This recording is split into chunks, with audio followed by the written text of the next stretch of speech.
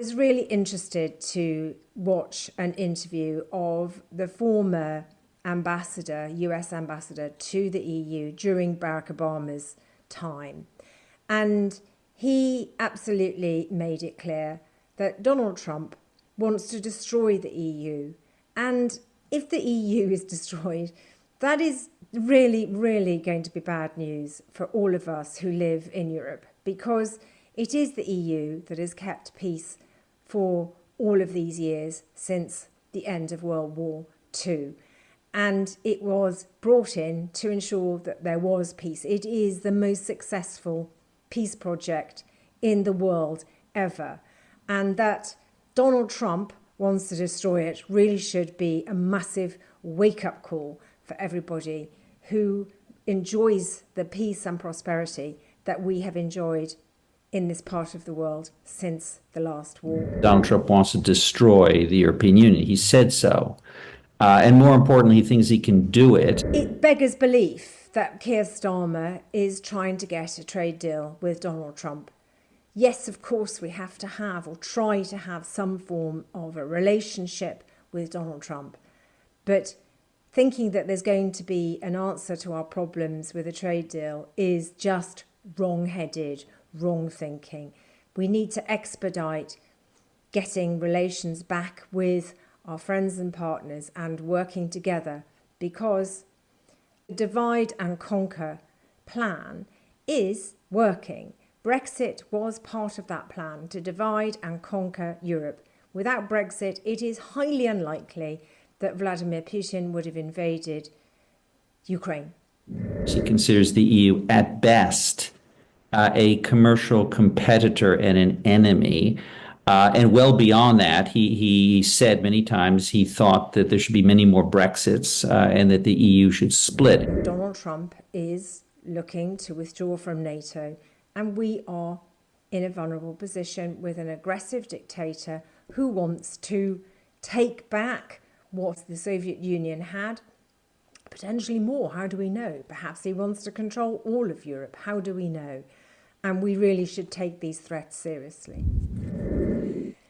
Last week, the Italian Prime Minister, Giorgia Meloni, seemed to step into the special relationship shoes that Britain used to enjoy when we were members of the European Union and we were supposedly the best friends of America. We're no longer in that position because we're no longer part of the EU, and really we have no relevance, and all we have is Keir Starmer sucking up to Trump, praying for a trade deal that nobody really wants, and we have Giorgia Meloni feeling empowered because she's there enjoying the attention and the special relationship in the White House. Mr. Meloni likes to think of herself as a Trump whisperer. But she's going to have to remember a few things, particularly where the interests of Italy lie. She will also have to remember that Italy was the first beneficiary of EU funds for post-COVID stimulus, and that Italy depends crucially on the European single market. So she has to be careful in that she can't just plead the Italian case. She has to also represent her EU partners. She also, I'm assuming she does know, and she's being advised, that Donald Trump wants to destroy the European Union. He said so. And more importantly, he thinks he can do it by driving a wedge between and among EU member states. And Meloni should not fall into that trap, obviously. She does want to protect her export industries. Italy has the second largest surplus of any European country with regard to the U.S., she's going to try to get preferential treatment, but it would be a fool's errand to get that treatment at the risk of splitting the EU. It's been very, very clear over many, many years. He considers the EU at best a commercial competitor and an enemy. And well beyond that, he said many times he thought that there should be many more Brexits and that the EU should split. And it's very clear why, because the 27 states together in the EU have much greater leverage as a trading partner than the individual member states. So he doesn't like that, and he doesn't like what the EU represents. Multilateralism, support for free trade and so forth. So it goes much beyond, immigration and so forth, where perhaps there could be some kind of a common view. It's much more profound. And to think that the EU is just going to cave and agree to his terms on a trade deal, I think, is misguided. Do you think that there would have been any conversations behind closed doors that Donald Trump is speaking to Meloni and saying, look, I'm a fan of you. We know this. He said today he's very proud of her. I mean, I'm not sure he would have said the same to Keir Starmer or a man, but there we go. And had very warm words to say about her. Do you think behind closed doors he would be encouraging Giorgia Meloni to leave Italy, to leave the EU bloc? Gosh, very hard question for me to answer. I am assuming that he doesn't think it's really going to happen. He may have joked about it, I guess. But look, I mean, Italy, there's no way that she would have entertained that kind of a discussion because she's too smart for that. There probably would have been a discussion about the common interests about anti-woke agenda, immigration you mentioned, the important work that Italy is doing, for example, in different parts of the world. He probably put pressure on her in terms of spending. Italy is one of the lowest spenders in Europe, about 1.3% of its GDP, and she probably would have pleaded her case in saying there are many other things that Italy is doing that's not strictly showing up in the statistics, but yet important for the defense of Western interests. And talked about a trade deal with the EU. There will be a trade deal. He says 100%. Of course, there will be a trade deal. Very much. They want to make one very much. We're going to make a trade deal. I fully expect it. But it'll be a fair deal. And of course, that has to determine what fair means. I mean, Italy is sort of one of the worst offenders, really, when it comes to trade with the EU and trade with the United States and pumping more into the United States than they accept back in return. Wait a second. Hold on. Go on. A lot of American consumers happen to like Italian wine and cheese and beer and a lot of other products. Mm-hmm. It would be a bit odd to say the fact that American consumers love those products is an indication of cheating or unfairness. So I wouldn't accept that premise at all. Well, he says it's got to be fair, and this is nothing against Italy, but Italy export much more to the United States than they import, and Donald Trump's interpretation of fairness, he's said this before, is that it's equitable, essentially. Yes, I'm sorry, but trade deficits are not a clear evidence of cheating on either side.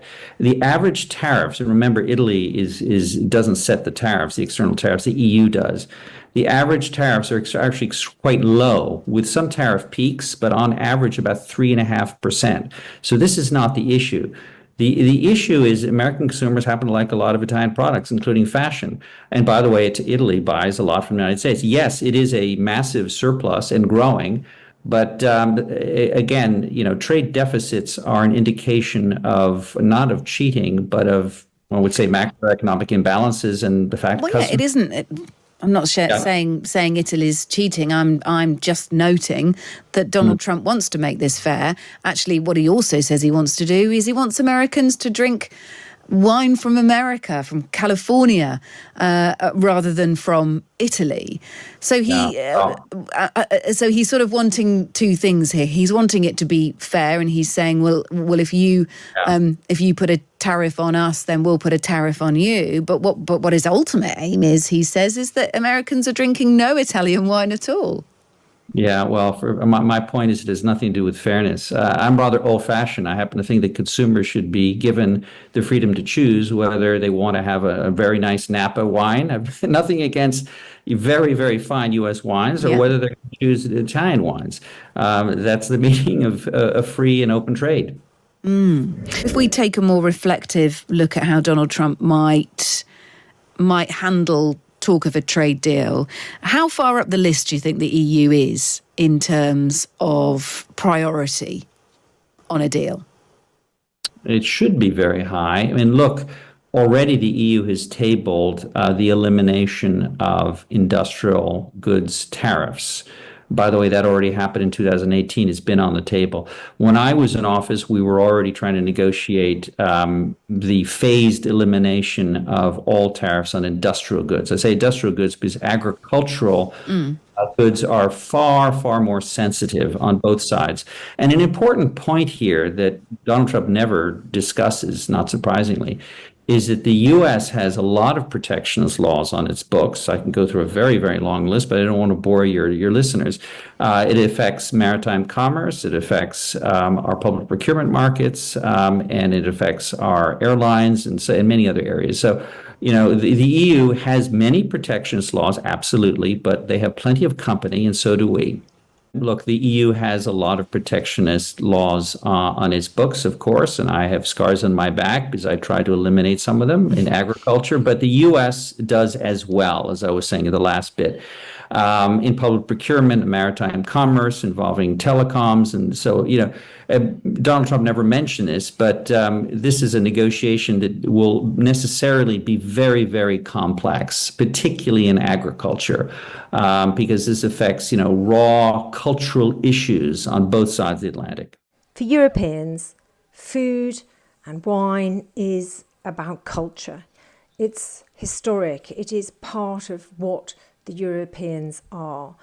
And the Americans want to dominate Europe with their products. Like grey squirrels came over to Britain and destroyed our red squirrels. In many ways, it's the same things. If America wants a trade deal with Europe, it's quite simple. America just needs to up its standards and change how it produces food. But America doesn't want to. America wants Europe to trade down to accept their products and be dominated by their products. And this is the argument that has gone on for decades. Will it be solved? Well, clearly, Donald Trump is prepared to wage war on Europe to ensure that America dominates.